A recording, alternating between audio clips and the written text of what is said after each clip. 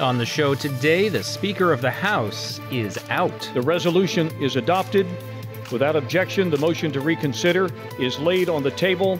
The office of Speaker of the House of the United States House of Representatives is hereby declared vacant. Plus, Donald Trump's fraud trial continues in New York. The New York Attorney General is aiming to prove that Trump inflated his wealth by lying about his real estate empire. She has accused Trump, his two adult sons, and others of inflating asset values over a decade. And later, high hopes for Kenya's security forces in Haiti. And the cutest political pawns of all time, pandas. Today is Wednesday, October 4th, and this is VOA's International Edition.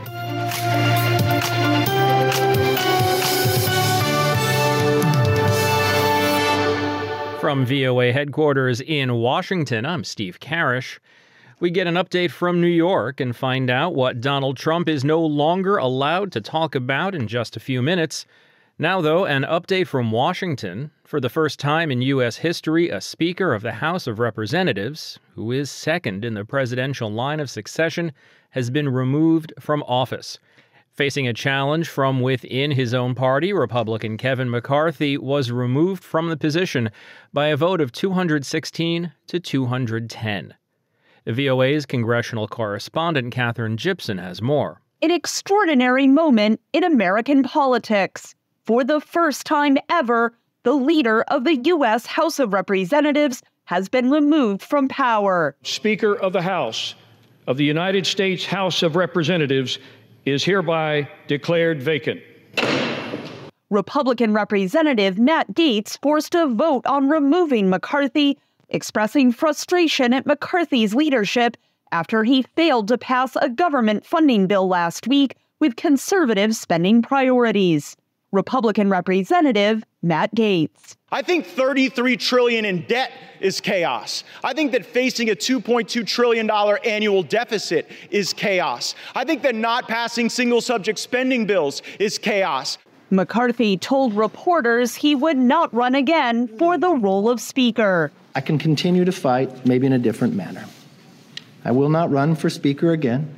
But the slim Republican majority in the House meant that Gaetz needed only 8 Republican votes, along with all Democrats, to oust McCarthy, who faced increasing criticism since agreeing to a debt ceiling deal earlier this year with President Joe Biden. Republican Representative Bob Good. Many of us had begged the Speaker, pleaded with the Speaker repeatedly to utilize the debt ceiling to leverage spending cuts and reforms. But instead, he negotiated an unlimited increase to the debt ceiling. Although the majority of Republicans voted to keep McCarthy in leadership, Republican Representative Tom Cole. Think long and hard before you plunge us into chaos, because that's where we're headed if we vacate the speakership. It was the votes of Democrats uniting to remove McCarthy that made the difference. Democratic Representative Pramila Jayapal. We are not voting in any way that would help save Speaker McCarthy. Democratic Representative Annie Kuster. He is not trustworthy, and I think you can see that within his own caucus, but you can certainly see it the way he's treated us and the American people. The historic upheaval in the U.S. House comes at a key moment. The short-term government funding deal did not include U.S. aid to Ukraine. National Security Council spokesperson John Kirby. All the House leadership is supportive of continuing to help Ukraine. And the vast majority of House members on the Republican side are in support of continuing to help Ukraine. There's a small number of very vocal, a small minority of vocal members who are pushing back on that, but they don't represent their party, they don't represent their leadership. U.S. lawmakers will hold elections next week for a new Speaker of the House. Katherine Gibson, VOA News. It's worth noting here that Matt Gaetz is under investigation from a congressional ethics committee, and McCarthy did not interfere or help him. McCarthy has said that Gaetz's motion to remove him is personal rather than ideological. At least 21 people were killed and 18 injured on Tuesday after a bus carrying tourists crashed off an overpass and caught fire near Venice in northern Italy. The cause of the accident is still unclear, though Venice City Councilor Renato Barrasso said that one line of inquiry was that the driver, a 40-year-old Italian who was among those killed, had become ill before the crash. So far, we know that 5 of the victims were Ukrainians and 1 was German. The bus was also carrying passengers from France and Croatia. The mayor of Venice has called the scene apocalyptic.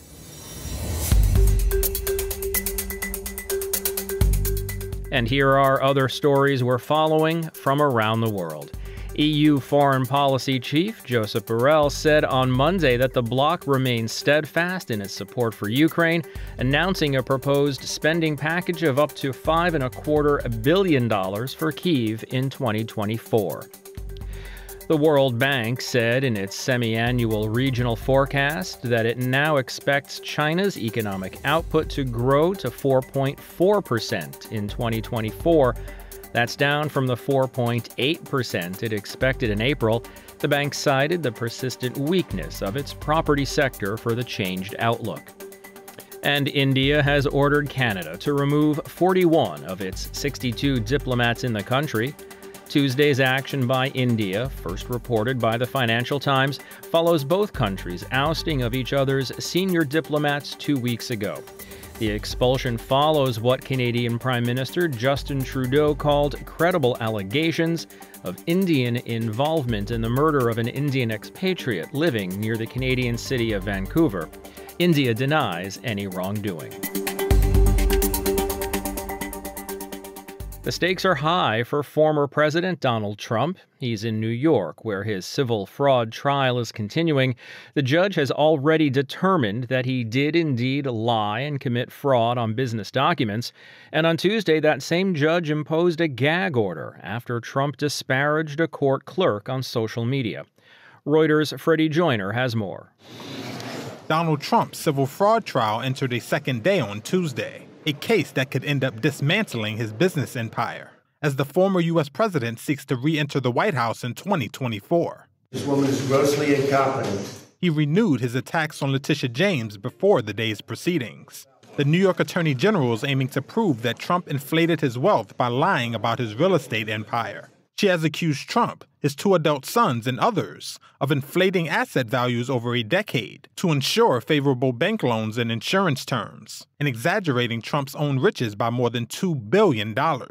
Early on, the government's first witness, Donald Bender, Trump's former accountant at Mazars USA, resumed his testimony, revealing that financial statements he prepared for the Trump Organization were largely based on self-reported figures. Meanwhile, the trial judge has already ruled that Trump committed fraud and canceled business certificates for companies that control crown jewels of Trump's portfolio, including Trump Tower and 40 Wall Street in downtown Manhattan. James is seeking at least $250 million in fines, a permanent ban against Trump and his sons Donald Jr. and Eric from running businesses in New York, and a 5-year commercial real estate ban against Trump and the Trump Organization. Trump has denied wrongdoing, and his lawyers have said they will appeal. Later in the day, the judge overseeing the case imposed a gag order after Trump used social media to lash out against the judge's top law clerk. That's Freddie Joyner of Reuters reporting. From Washington, it's VOA's International Edition. I'm Steve Karish. Coming up, cute, lovable pandas are caught in the middle of a geopolitical firestorm, and we get a look at a new kind of comic book. Now, though, an update to a story we brought you on Tuesday. Kenyan President William Ruto has welcomed a new resolution approved Monday by the UN Security Council authorizing a foreign security mission to intervene in Haiti. Ruto says he hopes that the so-called multinational security support mission his country is leading will be different from other international interventions in Haiti.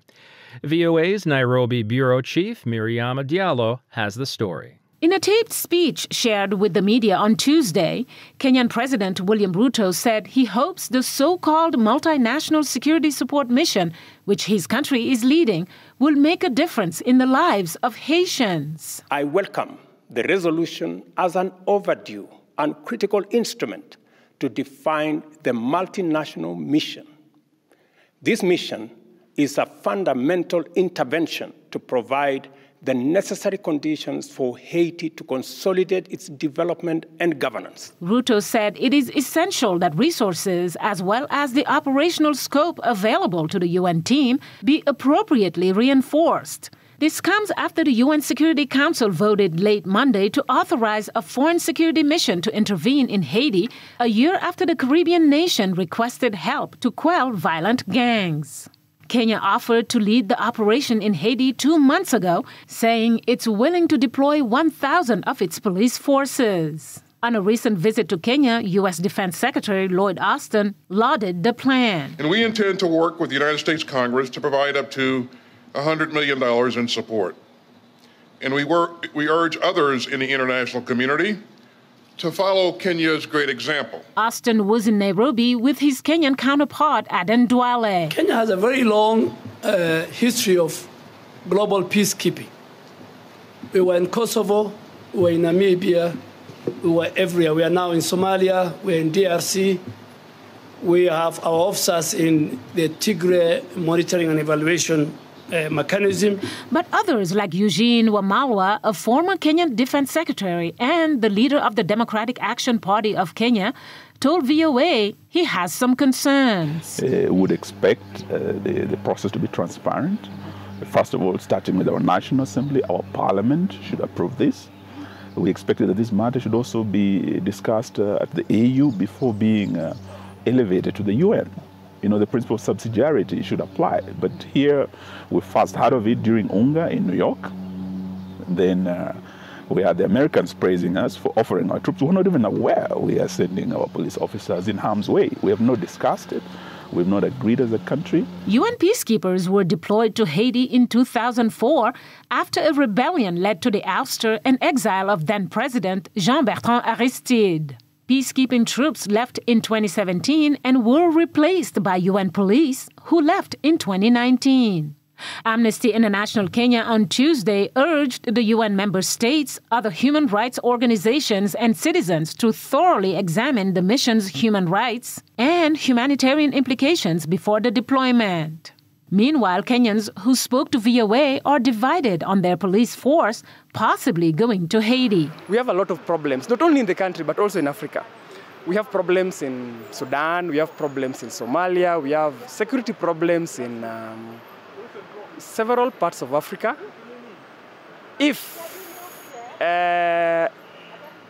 we wanted to solve any problem, security problem, we could have started with home or at least regionally. It will help to cause them to have peace in that country. Number two, to show that this country is a peaceful country. We can exercise peace in other countries. That is a very powerful thing this country have done. Okay, I support it with 100%. The mission has been initially approved for 1 year with a review after 9 months. It was not immediately clear when Kenya will deploy its police contingent to Haiti, but senior government officials have suggested it could come as soon as early next year. Mariama Diallo, VOA News, Nairobi. Comic books, like all writing, are an artifact of their time. They come with all the cultural baggage of the people who wrote them, and in some cases that might mean demeaning stereotypes or simply excluding people altogether. VOA's Genia Delut has the story of some Muslim comic creators who are working to change Islamic stereotypes in American pop culture.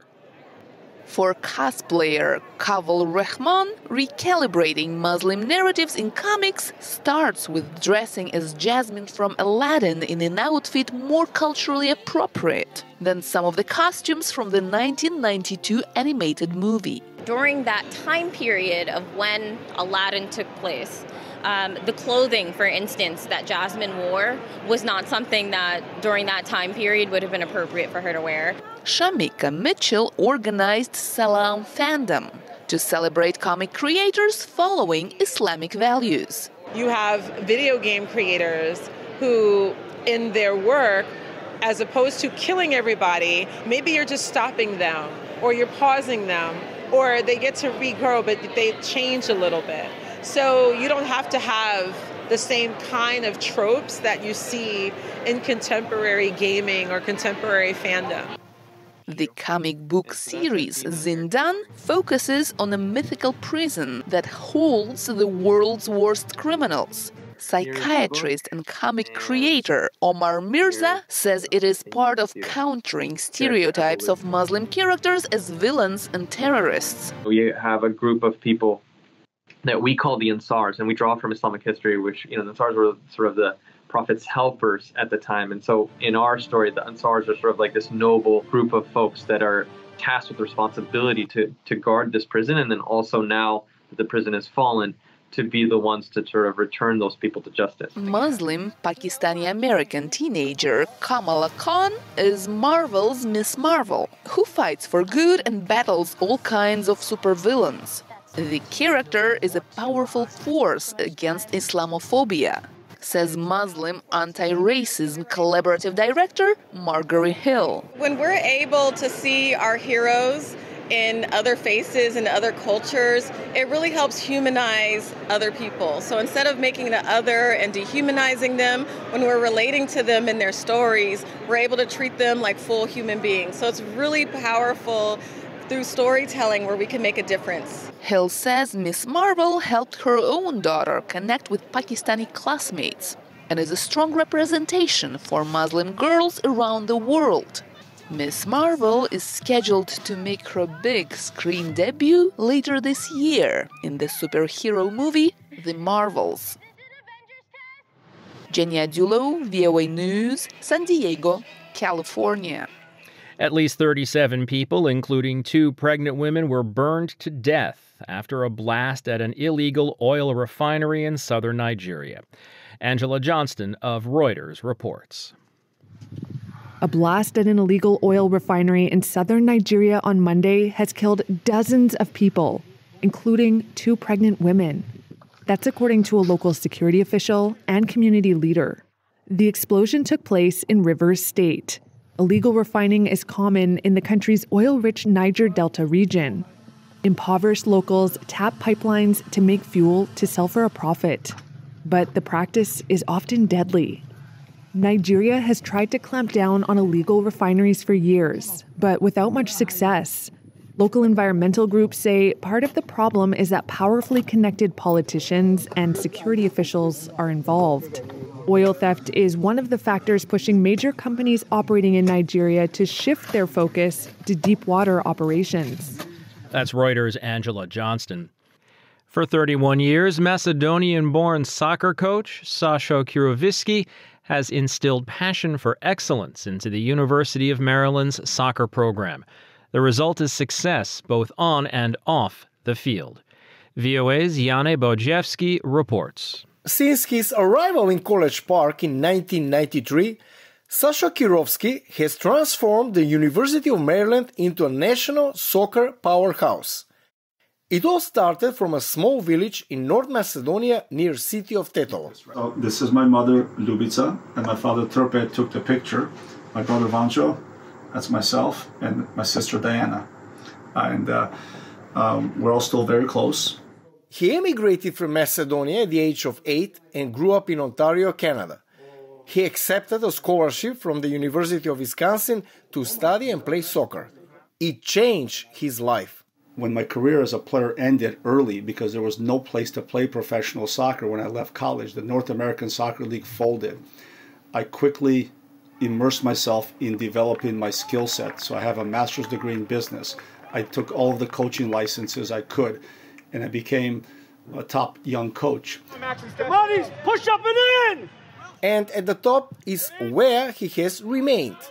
In 30 years, we've been almost 9 times to the Final Four, which is the semifinal and finals weekend. We've won 3 national championships. That's the most of anybody during the time I've coached in college. So I think we're doing a pretty good job, but the standard is very, very high. Just kicked it out of bounds, it's a throw-in. There's nothing there. His life is soccer.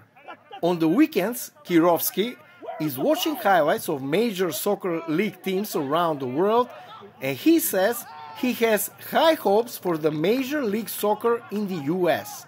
the fact that we've been able to attract players like Beckham and Zlatan and now obviously Wayne Rooney and now Messi coming over here. 6 months after he wins a World Cup, he's playing in the U.S.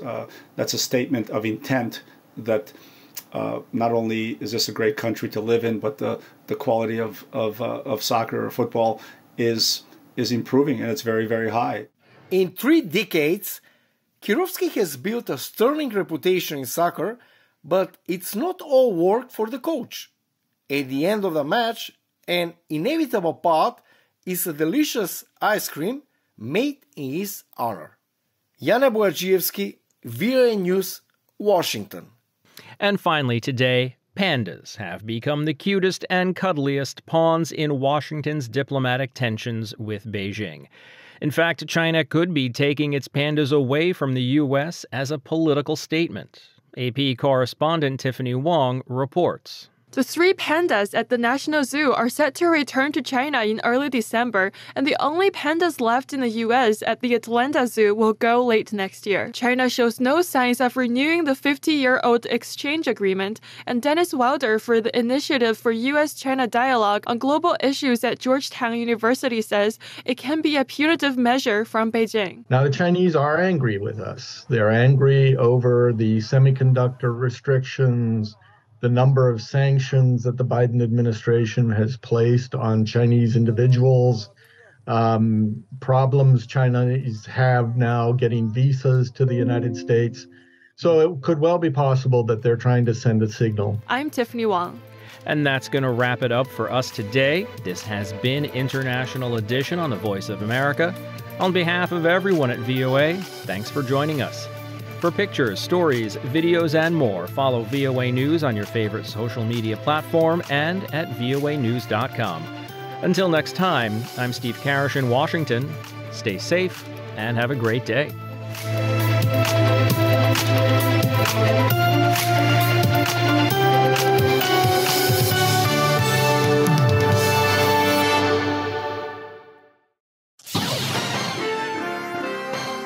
Next, an editorial reflecting the views of the United States government. It is a moment of unprecedented momentum for the relationship between the United States and Mexico, declared Secretary of State Antony Blinken following the recent U.S.-Mexico high-level economic dialogue. Today, Mexico is the United States' largest trading partner. Our two countries have a shared vision for our economic future, one that's defined by fair competition, openness, transparency, measuring prosperity not only by how much countries grow, but by how many people share in that growth. By creating the right incentives and business environments and harnessing our two nations' respective strengths, we have a tremendous opportunity to make North America the most competitive, the most productive, the most dynamic region in the world. The United States and Mexico plan to continue to strengthen, expand, and diversify supply chains in industries like electric vehicles and semiconductors, said Secretary Blinken. We're launching a joint semiconductor action plan to accelerate our integration, to scale our efforts, to attract new investment. Under President Biden's leadership, we're building regional clean energy technologies and semiconductor supply chains through the Inflation Reduction Act and the Bipartisan Chips and Science Act that will drive our economies through this century. The U.S. and Mexico are taking steps to improve border coordination, including ways to streamline inspections and reduce wait times, making it easier for people and goods to cross legally while barring fentanyl and other illegal narcotics. We're also addressing the root causes of irregular migration by boosting economic opportunity, said Secretary Blinken. In southern Mexico, in northern Central America, our development agencies, USAID and AMICID, are supporting 50,000 students, farmers, and others with jobs, with training, with access to markets and capital. When people can make a living, they're less likely to undertake the very dangerous and hazardous journey north. The U.S. and Mexico are collaborating to ensure that workers on both sides of the border are prepared to succeed in the industries of the future. This includes partnerships like the one between Arizona State University and the National Technological Institute of Mexico, offering Mexican students an 8-week English for the Semiconductor Industry course. By further deepening our economic integration, said Secretary Blinken, I am confident that we'll continue to realize the extraordinary common potential that a vibrant U.S.-Mexico partnership offers. That was an editorial reflecting the views of the United States government.